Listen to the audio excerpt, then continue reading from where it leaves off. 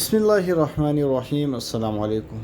سعودی عرب نوجوان خواتین اور مرد پائلٹس کا نیا گروپ گزشتہ روز اتوار کو سعودی عرب کی مشرقی ریجن کے شہر دمام میں قائم ایکسفورڈ سعودیہ فلائٹ اکیڈمی سے پائلٹ لائسنس حاصل کرنے کے بعد پرواز کے لیے تیار رہے۔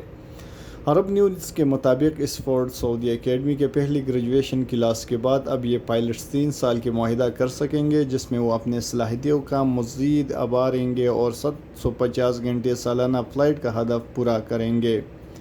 یہ فلائٹ اکیڈمی 2018 میں سعودی نیشنل سینٹر آف ایوییشن میں قائم کی گئی تھی، جو کہ دمام میں موجود کنگ فہد انٹرنیشنل ایئرپورٹ سے منسلک ہے۔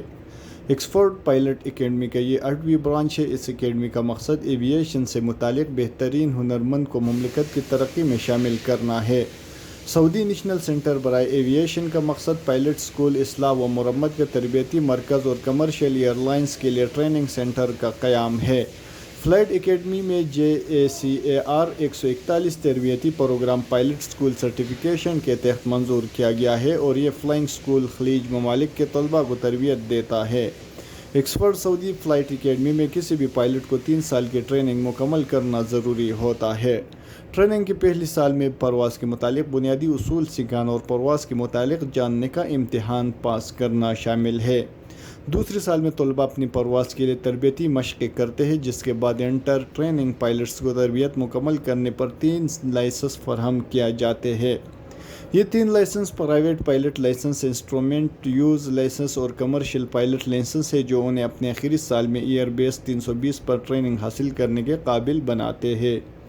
اس تربیتی ادارے میں ہر سال 300 طلباء ٹریننگ میں حصہ لیتے ہیں، جس میں 10% خواتین ہوتے ہیں۔